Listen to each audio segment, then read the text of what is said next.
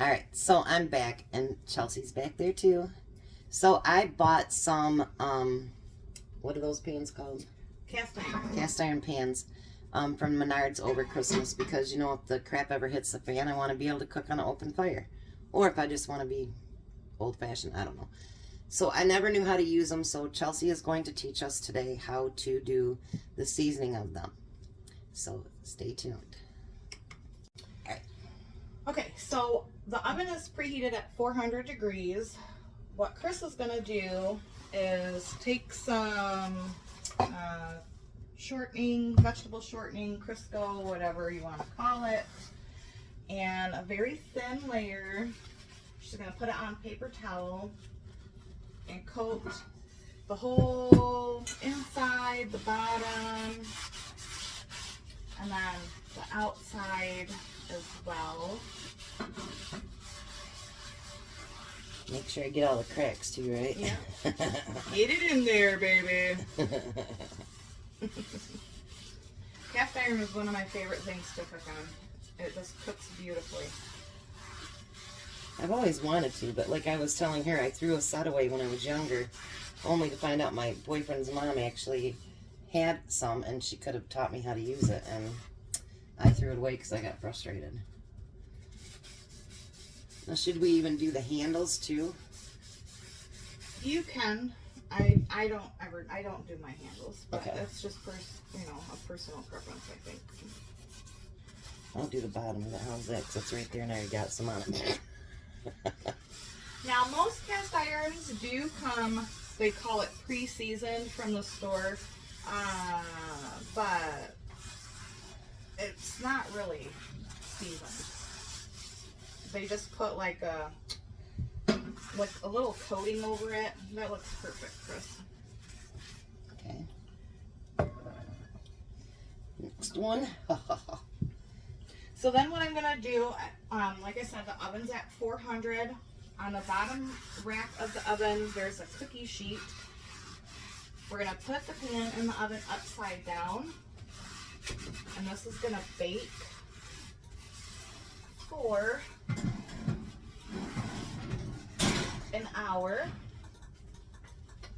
And then we'll turn the oven off and let them cool naturally.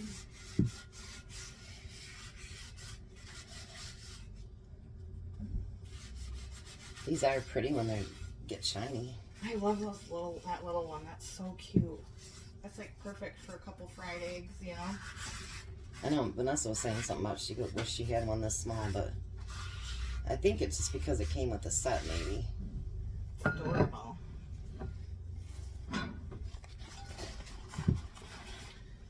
So it's, I don't know if you guys can see.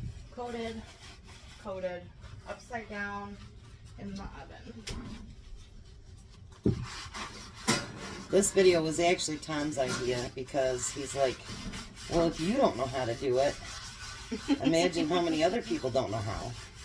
And you know, he's right. And I mean, it's like I told you before, we need to learn skills.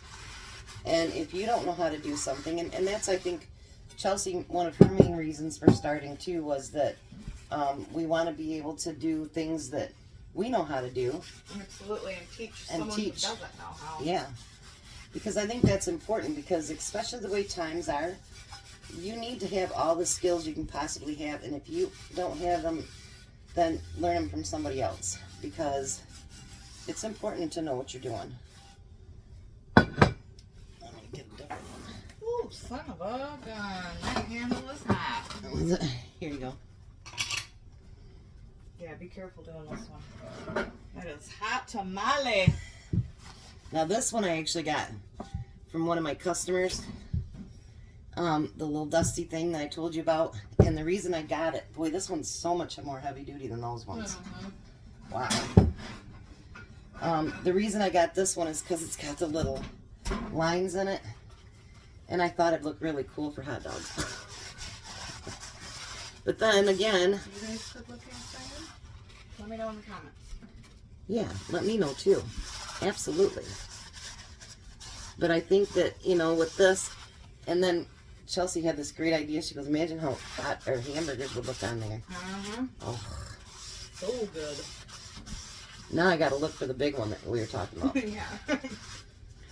In cast iron, you know, you can cook it over an open flame. You know, you can basically cook it anywhere.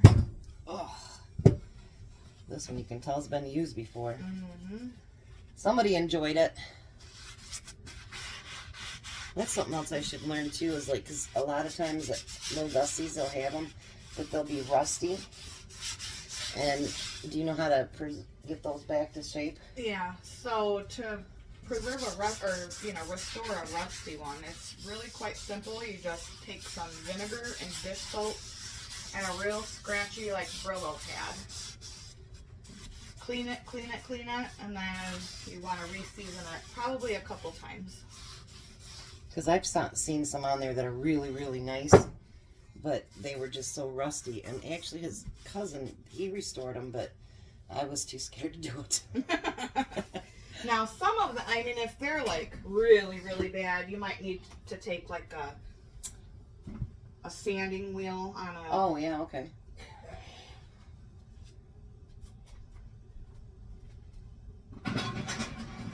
This is so cool. I think it's so important because, you know, I mean, we are learning new skills and learning to take care of ourselves. I think that's important. Absolutely. It is very important. And she's going to use a timer, and I don't even know how to do that on my own stove. Wow, I am so impressed. She'll have to, you know, my neighbor across the street, she's like, Chris, do you realize you've got this, this, and this on your stove? And I'm like, no. I push oven or bake, start. This is my weekend home. I know.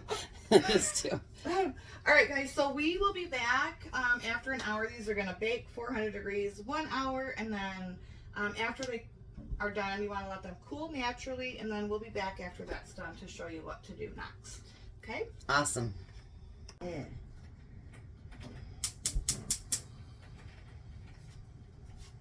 Yeah, you made a ton of that, didn't you, last night? 2 pounds of meat. That's necessarily That good. looks like way more than 2 pounds right now. It was 2 pounds. Because I used 2 of those pound things from the government. Oh, that's remind me, don't let me forget to have Jack bring all your meat over here too. Yeah, I brought a couple coolers. You're still videoing, dear. 32. And we're back. Alright, so the pans have been cooled naturally in the oven. We just went ahead and did a light wash with some warm soapy water. And then you want to dry them on your stove. There we go.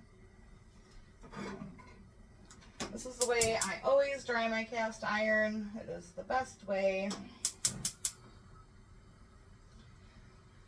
Good thing I got a good stove that works, huh? It'll only take a couple minutes for these to dry. And then, so, you know, not everyone is going to agree with this, but what I do when they're dry is I just take my nonstick spray and pan spray and do that, and then wipe it out with paper towel. But do you think these look way better than when we put them in? Absolutely, absolutely. Yeah, and you can see the water And beads up. is beating up on them. So I like it.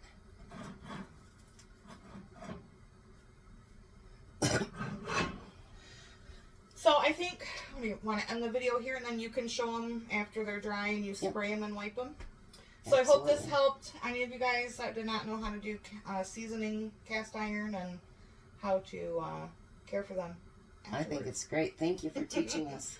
Anytime. Thank you for Teacher teaching Chelsea. me. Oh, grasshopper. Alrighty. Thank you guys.